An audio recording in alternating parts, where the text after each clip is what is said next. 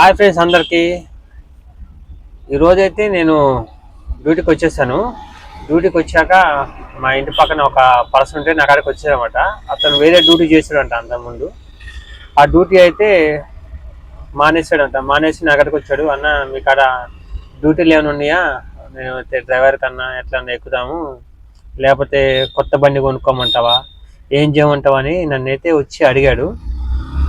నేనైతే అతనికి తమ్ముడు ఓకే సరే, నువ్వు డ్యూటీ చేస్తావా, కొత్త బండి కొనుక్కుంటావా, ఏం చేస్తావు, నీకైతే నాదే చెప్తాను, నా లైఫ్ ఎట్లా ఉంది, నేను బండి కొంటే ఎట్లా ఉంది, డ్రైవింగ్ అయితే ఎలా ఉంటుంది మొత్తం చూద్దాం అని అతనికైతే మొత్తం అయితే ఎక్స్ప్లెయిన్ చేశాను. ఒక 10 నిమిషాలు చెప్పాను. చెప్పేలకే సరే అన్న, నేను ఆలోచించుకొని నీకైతే ఫోన్ చేస్తాను, లేకపోతే ఇంటికి సాయంత్రం చెప్తాను అన్నాడు. అతనికి ఏం చెప్పాను అనుకుంటున్నారా? ఏం చెప్పలేదు. నాదే మొత్తం ఎగ్జాంపుల్ చెప్పాను. రోజు ఉదయాన్నే నేను 8:30కి అయితే డ్యూటీకి రావాలి ఫ్రెండ్స్. ఇక్కడ అంటే సొంత బండి ఉంటే సొంత బండి చెప్తాను మొత్తం, తర్వాత డ్రైవింగ్ చెప్తానని చెప్పాను. రోజు 8:30కి డ్యూటీకి రావాలి. సాయంత్రం అయితే టైమింగ్ ఉండదు. ఉదయం అయితే 8:30కి వచ్చి మనం బండి ఎంట్రీ చేయించుకొని మనం బండిలో కూర్చోవాలి. బండి చూసుకొని అంటే ఇంజిన్ అవన్నీ చెక్ చేసుకొని కూర్చోవాలి. ఆ తర్వాత వాళ్ళు ఎప్పుడు బండి పెట్టమంటే అప్పుడైతే మనమైతే వెహికల్ అయితే పెట్టుకోవాలి. ఆ వెహికల్ పెట్టి లోడ్ అయితే వేసుకున్న తర్వాత మనం అయితే తాడు కట్టుకోవాలి. అంటే వాళ్ళు కడతారు, మనం కూడా హెల్ప్ చేయాలి. ఇక కట్టుకున్న తర్వాత ఇక లోడ్ వేసుకుని బయటకు వెళ్తాము. ఏ టైం అయితే తెలీదు. ఇప్పుడు అన్సీజన్ కాబట్టి 7, 8 అవుతుంది. సీజన్ అయితే 9, 10 కావచ్చు, 11 కావచ్చు, 12 కూడా కావచ్చు అని చెప్పాను. ఇది సొంత బండి తీసుకుంటే, సొంత బండి ఉంటే ఇక మన ఇంటికి మనం కట్టాలి. బండి ఇప్పుడు ఎట్లయినా మనం ఫైనాన్స్ తీసుకుంటాం, ఫైనాన్స్ కట్టాలి. ఆ తర్వాత పిల్లల స్కూల్ ఫీజులు చూసుకోవాలి, ఇంటి మెయింటెనెన్స్ మొత్తం చూసుకోవాలి. పిల్లలకి ఏమైనా బాగాలేకపోతే హాస్పిటల్కి అయ్యే ఖర్చులు అవి పెట్టుకోవాలి. ఇంట్లో ఏమైనా పండుగలు ఉన్నా కానీ, ఇంటికి ఎవరైనా చుట్టాలు వచ్చినా కానీ ఆ ఖర్చులు కూడా ఉంటాయి, అవన్నీ చూసుకోవాలి. ఇవన్నీ కాక ఒక్క నెల 15 రోజులు మన జేబుల నుంచి డీజిల్ అయితే పోసుకోవాలి. ప్రజెంట్ డీజిల్ అయితే 104 రూపాయలు, 105 రూపాయల మధ్యలో ఉంది.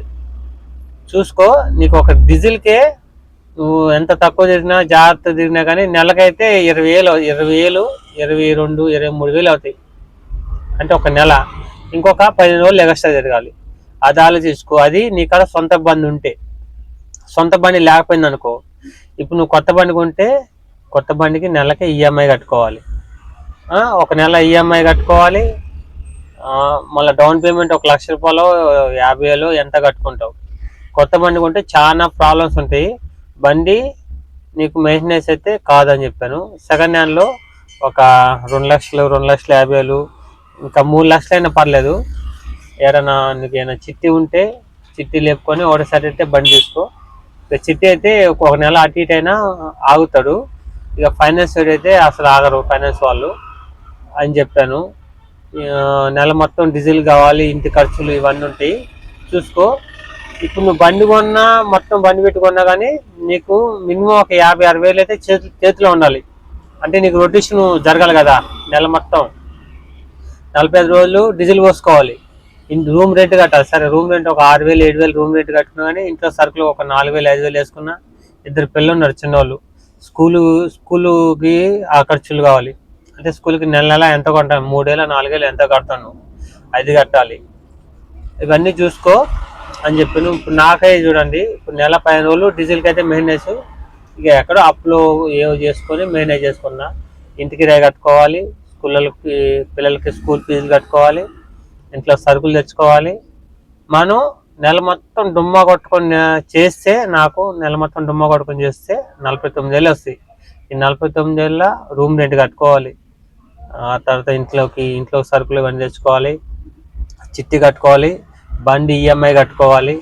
ఇంట్లో ఎవరైనా మళ్ళీ ఏమైనా ఫంక్షన్లు ఉన్నా, ఇంటికి ఎవరైనా చుట్టాలు వచ్చినా మన చికెన్ కానీ మినిమం ఏదో ఒకటి పెడతాం, అవి చూసుకోవాలి. ఇవన్నీ ఖర్చులు ఉంటాయి, ఇవన్నీ ఆలోచించుకో అని చెప్పాను.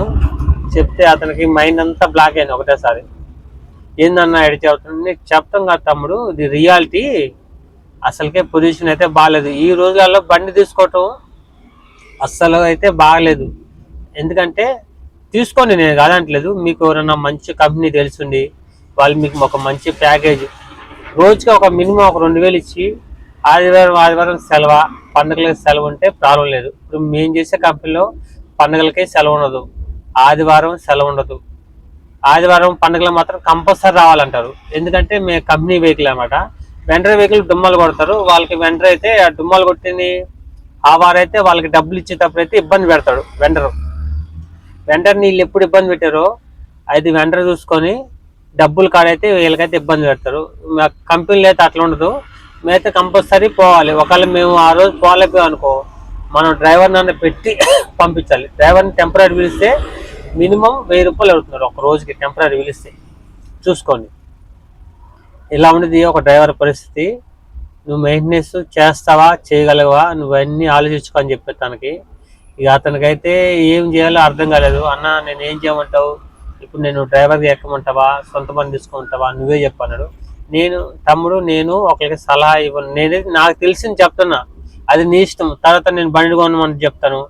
బండి కొన్న తర్వాత నువ్వు పెట్టుకున్న తర్వాత బండి సరిగ్గా నడవకపోతే అన్న బండి కొనమన్నావు, ఎట్లా అయింది, ఎట్లా చేస్తావా నన్ను అంటావు. నేను అట్లా చెప్పను. నువ్వు ఉన్న రియాలిటీ చెప్తున్నా. బండి కొంటే ఇన్ని ప్రాబ్లమ్స్ ఉంటాయి. డ్యూటీ చేసుకుంటావా, ఎక్కడో ఒక 20,000 డ్యూటీ చూసుకో. మంచి స్కూల్ బస్సు డ్యూటీ చూసుకున్నావు అనుకో 22,000 23,000 ఇస్తారు స్కూల్ బస్సు. ఎట్లన్నా నీకు లైసెన్స్ అయితే హెవీ ఉందన్నావు, ఇబ్బంది ఏమి ఉండదు, నీకు పని ఎక్కువ ఉండదు. సండే సెలవు ఉంటుంది. స్కూల్కి ఎప్పుడు సెలవు ఉంటే అప్పుడు సెలవు ఉంటుంది. మరి ఇప్పుడు మీరు అనొచ్చు నన్ను, అన్న మరి నువ్వు ఇంత ఇబ్బంది పడతా, నువ్వు ఎందుకు చేస్తున్నావు, నువ్వు కూడా డైరెక్ట్ స్కూల్ బస్ ఎక్కొచ్చు కదా అని అనొచ్చు.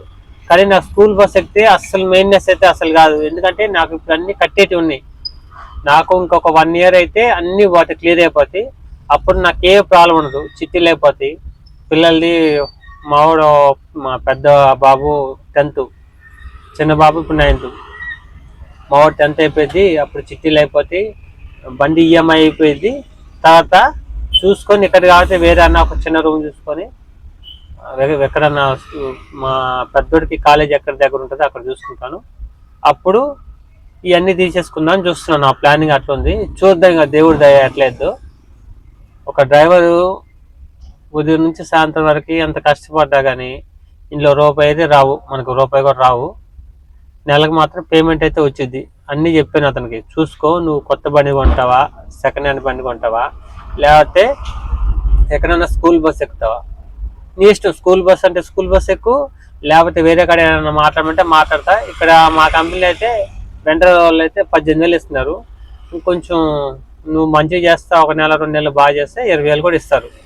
ఇక అది ఆలోచించుకోవచ్చు తమ్ముడు, నువ్వు ఎట్లా పెట్టుకుంటావా, నువ్వు డ్రైవర్ చేరుతావా, లేదా కొత్త బండి అయితే నేను అతనికైతే చెప్పాను, నువ్వు ఇబ్బంది పడతావు చాలా.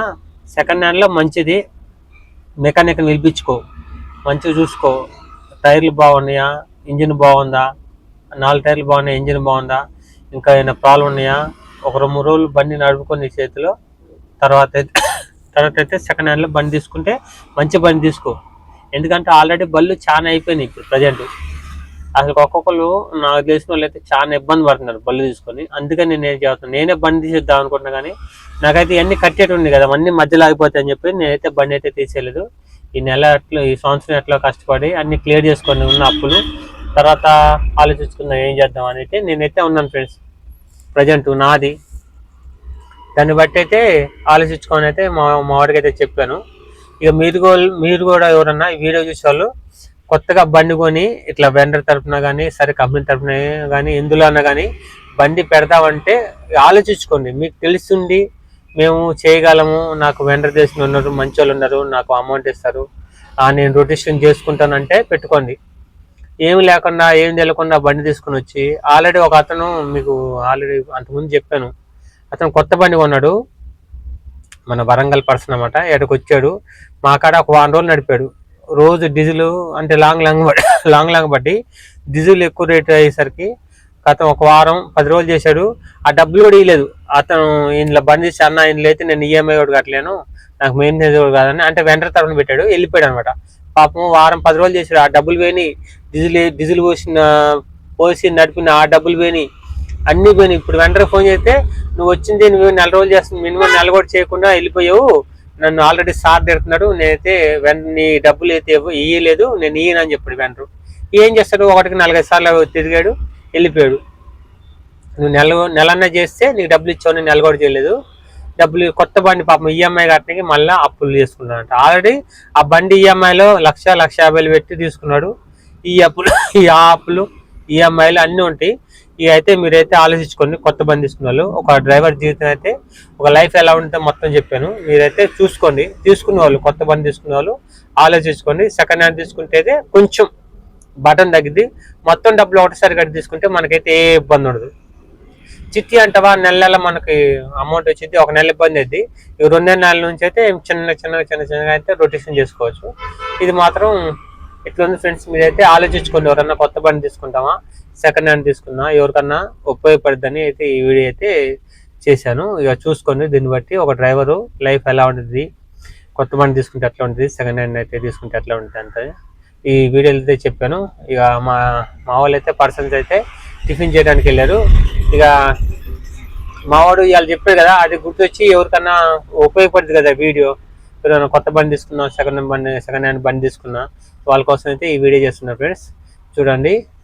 వీడియో నచ్చితే ఒక లైక్ చేయండి, షేర్ చేయండి, సబ్స్క్రైబ్ చేసుకోండి. ఇంకెవరైనా ఏమైనా డౌట్ ఉంటే చెప్పండి ఫ్రెండ్స్. బండి విషయాలు కానీ ఇట్లా ఎట్లుంటే డ్రైవర్ లైఫ్ తీసుకోవచ్చా లేదా అని మీకు ఏమైనా డౌట్ ఉంటే నా కామెంట్ చెప్పండి. ఒక పర్సన్ కూడా అడిగాడు నాకు ఒక బండి కావాలని. అయినా బండి మంచి బండి దొరికితే ఎవరైనా చెప్తారు కదా, ఆ బండి నేను ఫోటోలు గిట్టలు అన్నీ పెట్టి వీడియో చేస్తాను. ఆ పర్సన్ నెంబర్ కూడా ఇస్తాను. మొన్న ఒక నెల కింద అయితే ఒక బండి అయితే పోయింది, సెకండ్ హ్యాండ్ మంచి బండి. ఇంకోసారి ఇంకోటి ఏమైనా వస్తే బండి నేనైతే మీకు అయితే వీడియోలు పెడతాను, షార్ట్ వీడియోలు పెడతాను. చూడండి.